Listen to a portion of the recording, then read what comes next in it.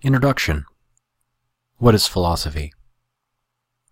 In this video, we'll talk about sections 1.1 and 1.2 of the chapter, What is Philosophy? Thinking Philosophically About Life. This is pages 1 through 8 of the reading for this week. This is from the book The Philosopher's Way, Thinking Critically About Profound Ideas by John Chaffee, and this reading's available on Canvas. The plan for today, we're going to begin with section 1.1, which explains why philosophy should be studied. And then we're going to look at section 1.2, which will start the process of defining philosophy and discussing its ultimate aim. So why would you want to study philosophy? Well, philosophy provides us with the motivation and the intellectual abilities required to explore life's most challenging issues. In addition, it provides the map, compass, and tools needed to explore life's most important questions. Another kind of cool thing is that philosophy will help you in your other courses because it'll help you to be able to express yourself more clearly. And I think outside of your courses, it'll help you in life because it's really important to be able to express what you're thinking clearly to other people. Learning to think philosophically will inspire you to be more thoughtful, more open-minded, more attuned to the complexities and subtleties of life, more willing to think critically about yourself and all of life's important issues, and less willing to accept superficial interpretations and simplistic answers. I think that this is particularly important today in a world that I think is full of superficial interpretations and simplistic answers. Your responsibility as a student of philosophy is to explore, reflect, to think critically, then to create yourself in the image that you've envisioned. So, how do we define philosophy? Well, philosophy began in ancient Greece as the mother of all disciplines. At this point in its history, philosophy encompassed all inquiry about humans and the universe that they inhabited. However, over time as human knowledge expanded, distinct disciplines were established that specialized in understanding various dimensions of human experience. These were broken into two groups: the natural sciences, and this includes physics, biology, chemistry, and geology.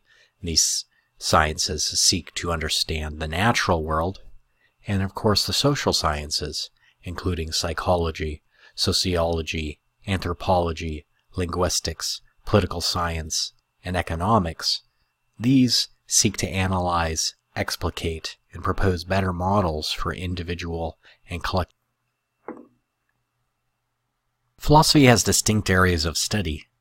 These include metaphysics, epistemology, ethics, social-political philosophy, aesthetics, and logic. In our course this quarter, we're going to be looking at some metaphysical questions, we're going to be looking at ethics, and we'll also consider some political philosophy. In 102, we'll consider epistemology, animal ethics, and metaphysics again. Philosophy is also interested in studying the underlying principles, methodologies, and assumptions of other academic disciplines.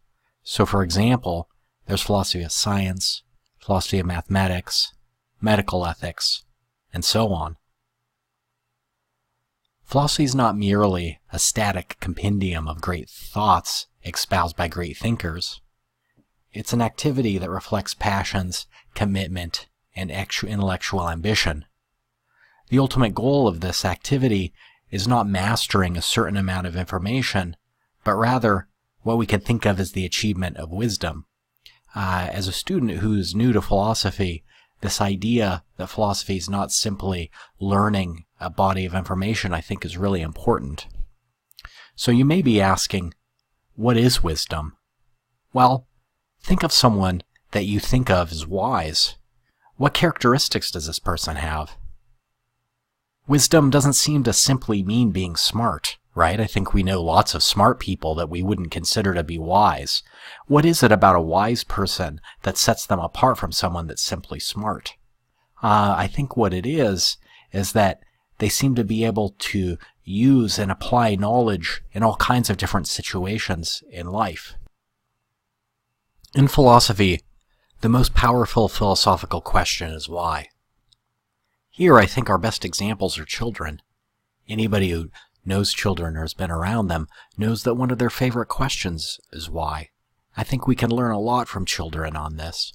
In philosophy class, we should always be asking ourselves, why? And then when we get an answer, we should ask, why is that? And then when we get an answer to that, we should ask, why again? In its crusade to enlighten minds and inform choices, philosophy is not confined to the classroom or ivory tower.